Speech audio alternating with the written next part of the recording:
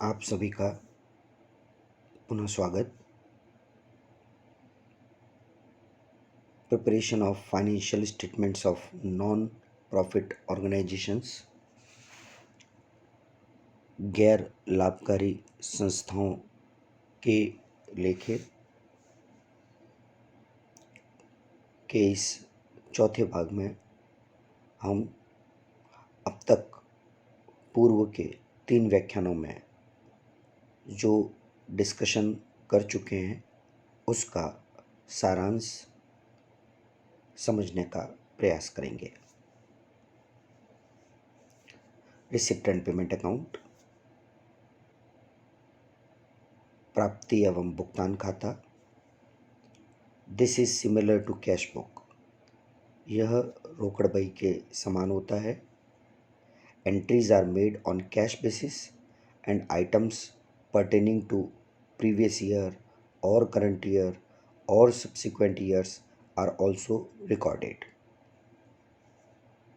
इस खाते में सभी प्रविष्टियां रोकड़ आधार पर की जाती है और सभी सौदे, चाहे वो गत वर्ष से संबंधित हो, चालू वर्ष से संबंधित हो या आगामी वर्ष से संबंधित हो, वो सभी इसी वर्ष यानी जिस वर्ष में वास्तव में प्राप्त हुए हैं या वास्तव में भुगतान किया गया है, रिकॉर्ड किए जाएंगे। Receipts are shown on debit side and payments are shown on credit sides.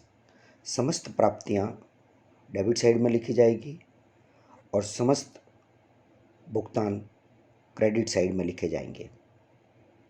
Capital as well as revenue items are entered in the receipt and payment account. सौदे चाहे पूंजीगत प्रकृति के हों चाहे आगम प्रकृति के, उनसे संबंधित सभी प्राप्तियां और भुगतान प्राप्ति भुगतान खाते में लिखे जाते हैं। This account is real account in nature. यह खाता नाम मात्र खाते की प्रकृति का खाता होता है, जिसका नियम है debit what comes in, credit what goes out. जो भी आता है यानी प्राप्त होता है उसे डेबिट साइड में लिखो और जो भी जाता है यानी जो दिया जाता है उसे क्रेडिट साइड में लिखो। No provisions are recorded in this account. इस खाते में किसी भी प्रकार के आयोजनों को, प्रोविजंस को लिखने की आवश्यकता नहीं है, क्योंकि उसमें कुछ भी आता या जाता नहीं है। The account has an opening and a closing balance which is reflected as an asset in the balance sheet। इस खाते का एक प्रारंभिक शेष होता है और एक अंतिम शेष होता है, जिसे चिट्ठे में संपत्ति की तरह दिखाया जाता है। यहाँ पर यह ध्यान देने योग्य बात है, प्रारंभिक शेष में रोकड़ शेष और बैंक शेष दोनों सम्मिलित होते हैं, इसलिए कभी कभी बैंक शेष ओवरड्राफ्ट के कारण क्रेडिट हो सकता है, तब उसे बैलेंस शीट की लायबिलिटी साइड यानी दायित्व पक्ष में भी दिखाया जाएगा। Features of receipt and payment account, प्राप्ति एवं भुगतान खाते की विशेषताएं। It is an account which contains all cash and bank transactions made by a non-profit organizations during a particular financial period। यह एक ऐसा खाता है जिसमें रोकड़ और बैंक से संबंधित सभी व्यवहारों को, जो एक गैर लाभकारी संस्था द्वारा एक विशिष्ट वित्तीय अवधि में किए गए हैं, उन्हें रिकॉर्ड करने के लिए प्रयोग में लिया जाता है। It starts with the opening balance of cash and bank. यह खाता रोकड़ और बैंक के प्रारंभिक शेष से प्रारंभ किया जाता है।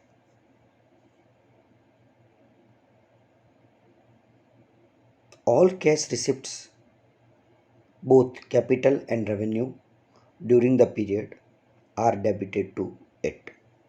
सभी प्राप्तियां, चाहे वो पूंजीगत प्रकृति की हों या आगम प्रकृति की, जो उस विनिश्चित अवधि में प्राप्त हुई है, इस खाते के डेबिट में लिखी जाएगी।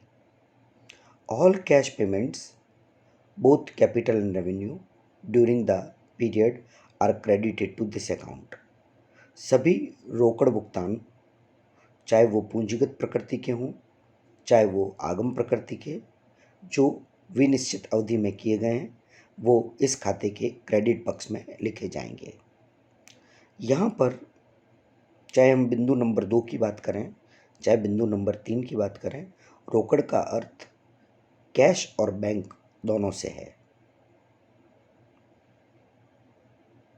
It ends with the closing cash and bank balance. इस खाते का समापन रोकड़ और बैंक खाते के अंतिम शेषों से होता है। While recording the cash and bank transactions, all entries are made on cash basis। जब रोकड़ और बैंक से संबंधित व्यवहारों को हम इसमें प्रविष्ट करते हैं, तो सभी प्रविष्टियां रोकड़ आधार पर प्रविष्ट की जाती है। It is a summary of cash book. हम इसे कैश बुक का सारांश भी कह सकते हैं। It follows real account. यह नाम मात्र खाते के नियमानुसार बनाया जाता है। अब हम रिसिप्ट एंड पेमेंट अकाउंट का परफॉर्मा यानी प्रारूप देख लेते हैं। 4 कॉलम होंगे और सारांश रूप में बनाया जाता है। एक रिसिप्ट साइड डेबिट में और अमाउंट यानी राशि का कॉलम, क्रेडिट साइड में पेमेंट और राशि का कॉलम। रिसिप्ट साइड में सभी प्रविष्टियां, जैसा कि हम जानते हैं, 2 से लिखी जाती है और पेमेंट साइड में यानी क्रेडिट साइड में सभी प्रविष्टियां 22 से लिखी जाती है। सबसे पहले रिसिप्ट साइड में प्रारंभ किया जाता है। 2 starts with opening balance of cash and bank. रोकड़ और बैंक के प्रारंभिक शेष से। जैसा कि हम पूर्व में बात कर चुके हैं, कभी कभी बैंक ओवरड्राफ्ट होता है। उस परिस्थिति में बाई स्टार्ट्स विथ यानी प्रारंभ किया जाता है। समटाइम्स, कभी कभी, देयर में B opening balance of bank overdraft. कभी कभी बैंक ओवरड्राफ्ट का ओपनिंग बैलेंस हो सकता है, यानी बैंक खाते का क्रेडिट शेष हो सकता है। 2 ऑल रिसिप्ट्स कैपिटल और रेवेन्यू। सभी प्राप्तियां, चाहे वो पूंजीगत प्रकृति की हों चाहे वो आगम प्रकृति की हों। यहाँ पर नियम जो ध्यान रखना है, may be related to any period, previous, current और सब्सिक्वेंट। चाहे वो गत वर्ष से संबंधित हो, चाहे वो चालू वर्ष से संबंधित हो, चाहे वो आगामी वर्ष से संबंधित हो। सभी प्राप्तियों को जो इस अवधि में प्राप्त हुई है, उन्हें हमें एक एक करके डेबिट साइड में लिख देना है। इसी प्रकार बाई ऑल पेमेंट्स कैपिटल और रेवेन्यू, चाहे पूंजीगत प्रकृति के हों चाहे आगम प्रकृति के हों, सभी भुगतानों को यहाँ पर क्रेडिट साइड में लिखा जाएगा। May be related to any period, previous, current और सब्सिक्वेंट। यानी ये सभी भुगतान, चाहे वो गत वर्ष से संबंधित हो, चाहे चालू वर्ष से संबंधित हो, चाहे आगामी वर्ष से संबंधित हो, सभी वास्तव में किए गए भुगतान यहाँ पर क्रेडिट साइड में लिखे जाएंगे। तत्पश्चात हमें डेबिट साइड और क्रेडिट साइड के अंतर के रूप में अंतिम शेष ज्ञात करना है। बाई एंड्स विथ, यानी इस खाते का समापन होगा closing balances of cash and bank, रोकड़ और बैंक के अंतिम शेषों के साथ।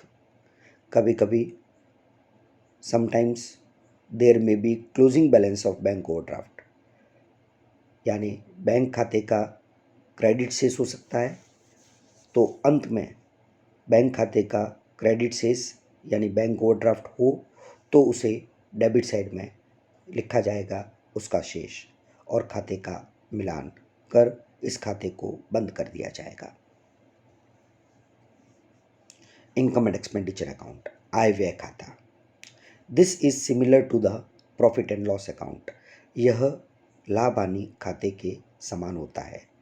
And is prepared exactly based on some principles, और इसे कुछ सामान्य स्वीकृत सिद्धांतों के आधार पर बनाया जाता है।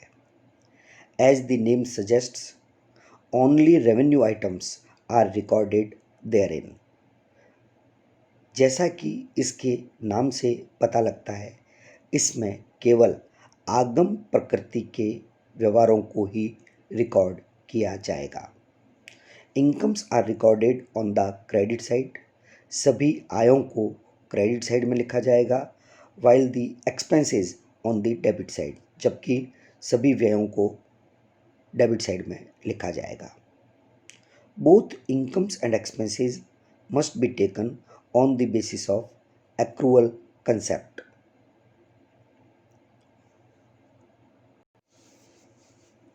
आयों एवं व्ययों दोनों को ही उपार्जन आधार पर, उपार्जन अवधारणा की स्थिति के आधार पर रिकॉर्ड किया जाएगा। यानी वास्तव में प्राप्त हो या न हो, वास्तव में भुगतान किया गया हो या न किया गया हो, यदि वे उपार्जित हो गए हैं, देय हो गए हैं, तो उन्हें आय व्यय खाते में लिखा जाएगा। This account should reflect only items that are pertaining to current period. इस खाते में केवल वे ही व्यवहार आने चाहिए जो चालू वर्ष से संबंधित है। हम इसे रोकड़ बही या प्राप्ति भुगतान खाते में दी गई राशियों के समायोजन के परिप्रेक्ष्य में भी देखते हैं। यानी वहाँ पर कोई प्राप्ति जो गत वर्ष, चालू वर्ष या आगामी वर्ष से संबंधित है, रिकॉर्ड की हुई होती है, उसमें हम गत वर्ष से संबंधित आइटम्स को हटाकर और आगामी वर्ष से संबंधित आइटम्स को हटाकर केवल जो चालू वर्ष से संबंधित व्यवहार की राशि बचती है उसे ही इनकम एंड एक्सपेंडिचर अकाउंट में लिखना है। Previous and subsequent year items are to be excluded. जैसा कि मैंने अभी बताया आपको, गत वर्ष और आगामी वर्ष के संबंधित सभी व्यवहारों को इसमें से हटा दिया जाता है।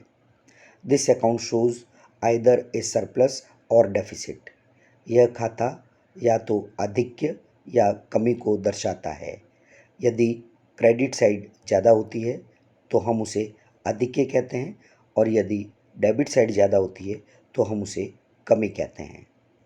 एक्सेस ऑफ इनकम और expenditure is called surplus.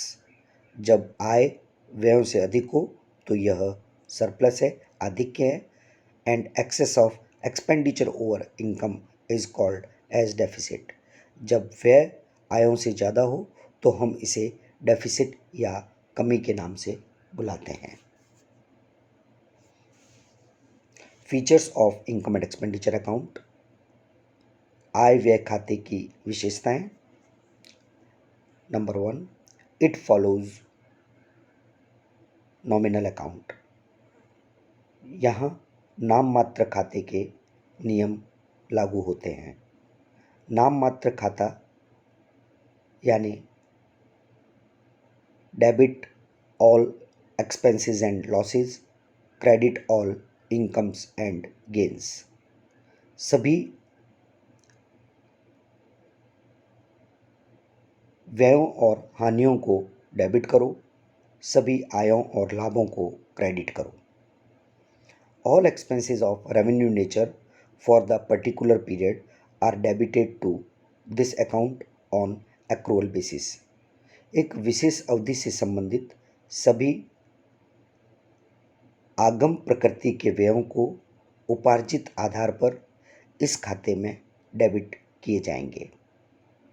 Similarly, all revenue incomes related to the particular period are credited to this account on accrual basis।